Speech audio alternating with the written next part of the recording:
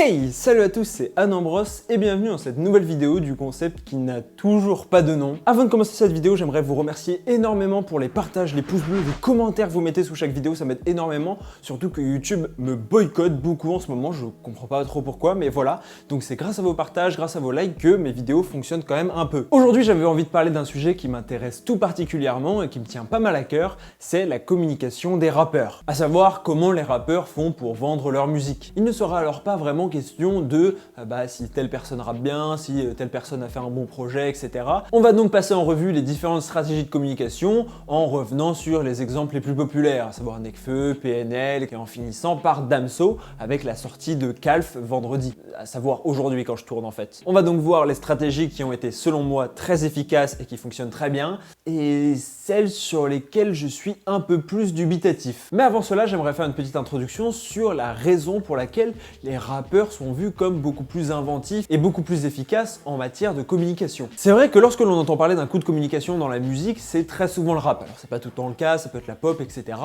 Mais quand même majoritairement, c'est des rappeurs. Et alors on peut légitimement se demander pourquoi.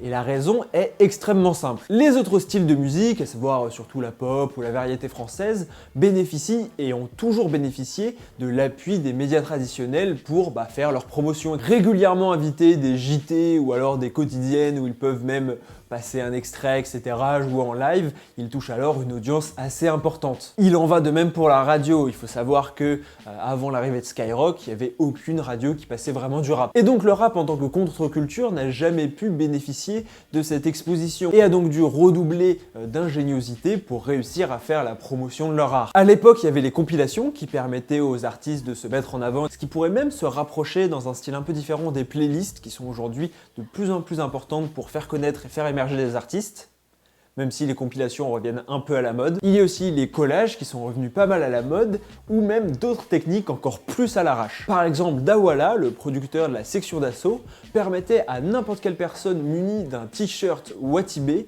d'entrer dans les concerts de la section d'assaut. Ainsi, pas besoin de payer de ticket. En fait, vous aviez payé votre ticket à travers le t-shirt et en même temps, vous permettiez de faire la promotion gratuite du groupe à travers les t-shirts, ce qui n'est pas totalement bête, même si maintenant, vu les stats qu'ils remplissent, ça me paraît compliqué. Depuis, le rap s'est énormément démocratisé et a gagné en popularité. Donc il y a eu de plus en plus d'argent investi dedans et de plus en plus de gros coups de communication. D'ailleurs, j'ai mon pote EdenLZ qui a fait une vidéo dessus sur certains gros coups de communication des rappeurs. Donc n'hésitez pas à aller la voir, c'est super intéressant. Si jamais le rap vous intéresse, sa chaîne risque de vous plaire. Et on va alors commencer par le plus connu et le plus évident, PNL et Nekfeu. Je les ai mis ensemble car selon moi, ils ont un socle commun, même si on verra, ça sert deux histoires de storytelling et deux identités complètement différentes. Bon là, clairement, on est sur une communication qui est fondée sur la rareté. Et toute personne ayant fait environ 2-3 cours d'économie sait que plus un produit est rare et voulu, plus sa valeur augmente. Bon, et donc on peut en déduire que PNL et Nekfeu ont sûrement déjà mis un pied en cours d'éco, ou en tout cas ont la bonne logique,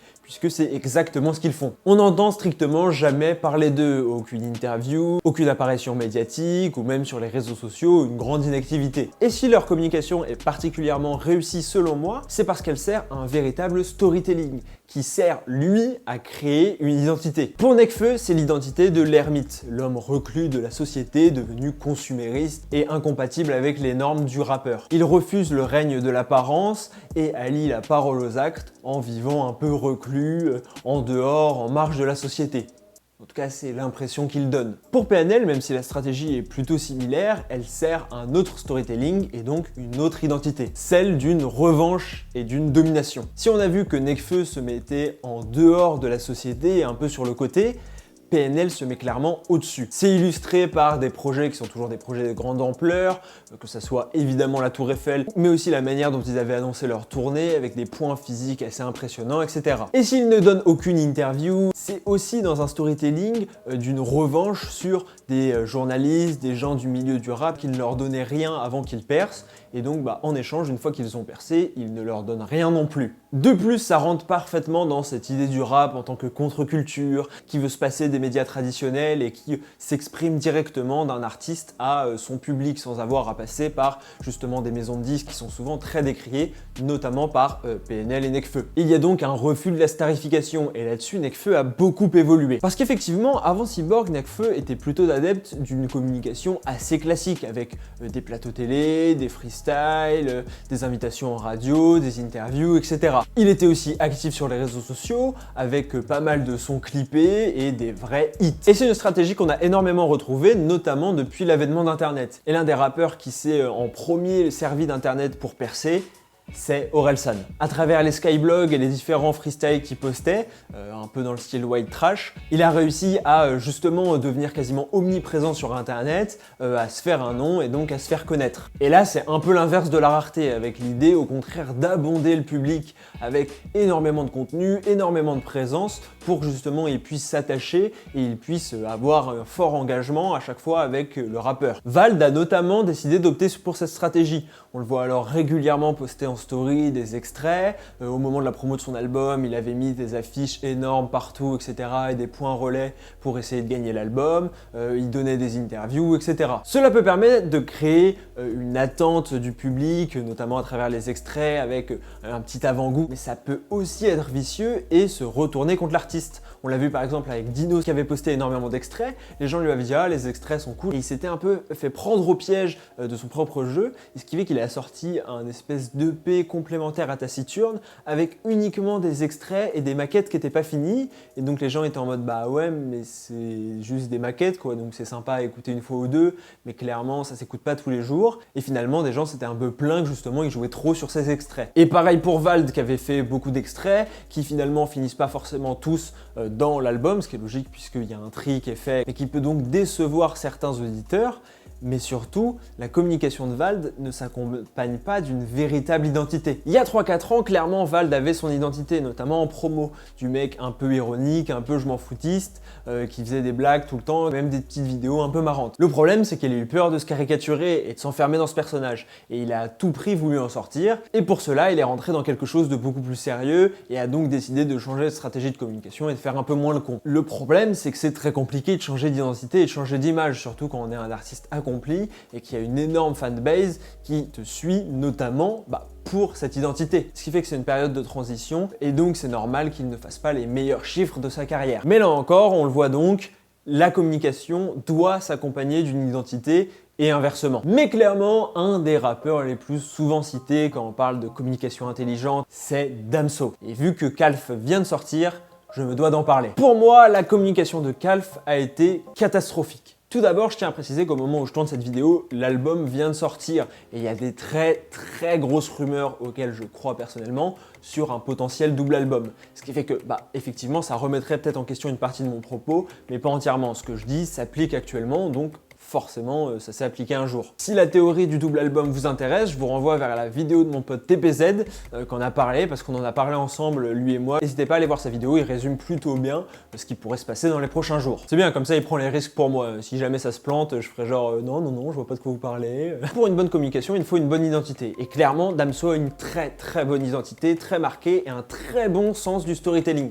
Avec justement ce côté un peu mystérieux de l'alphabet grec, le fait qu'il puisse être potentiellement dans le coma, etc. Il communiquait beaucoup dessus à travers un espèce de jeu d'énigmes, de cache-cache avec son public, où il disséminait des indices un peu partout, ce qui faisait qu'on pouvait deviner un peu les dates de sortie, les différentes thématiques. Or, depuis sa pause et depuis 2 ans, on retrouve plus grand chose de tout ça en réalité. L'album Calf a été annoncé à travers une story Insta, après un clash avec Booba, qui est une manière pour Damso de jouer un peu avec le rap game en disant voilà, moi je m'en fous, j'annonce mon album, je joue avec les règles du buzz et du drama. En plus, son projet a été repoussé pour des raisons personnelles qui sont totalement compréhensibles, mais cela a donc augmenté l'attente du public, qui a été de toute façon beaucoup trop élevée, et ce qui a mené à des grosses déceptions quand l'album est sorti. Mais surtout parce que selon moi, il a complètement détruit son identité à travers sa communication, et l'exemple le plus probant pour moi, c'est le live Combini. Clairement, le live Combini est tout sauf une bonne chose,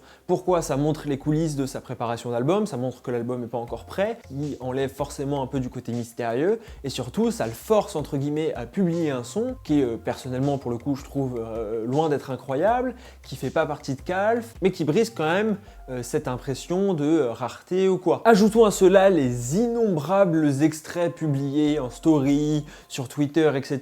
qui ne sont finalement jusqu'à ce jour jamais sortis, et tu te retrouves avec une partie de ton public qui est forcément frustrée, qui légitimement s'attendait à autre chose puisque pendant 2 ans tu as teasé quelque chose qui n'est pas sorti, et qui est donc déçu.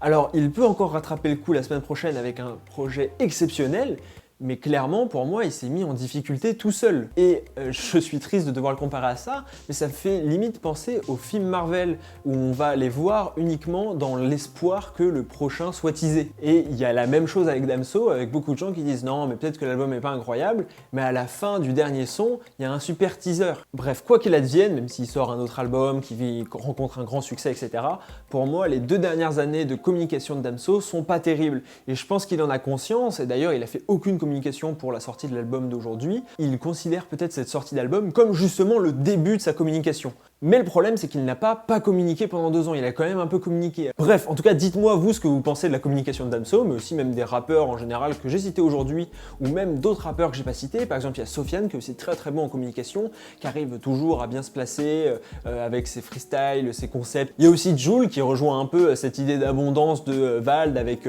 beaucoup d'extraits, beaucoup de sons, beaucoup de promos, vraiment bon, un peu au tractopelle. Pour le coup, va très bien avec son identité, sa musique, le fait de sortir beaucoup de sons, d'être très prolifique. Donc voilà, j'espère que cette petite introduction à la communication pour les rappeurs vous a plu. On se retrouve la semaine prochaine pour parler de l'album de Squeezie. N'hésitez pas à me suivre sur les réseaux sociaux, ça m'aide énormément, c'est très important pour moi pour constituer une communauté au cas où il y a un problème avec YouTube un jour, que je puisse avoir quand même des gens qui me suivent sur Instagram ou sur Twitter. Merci à tous de soutenir la chaîne, vraiment ça fait trop plaisir, on est de plus en plus, continuez à partager, etc.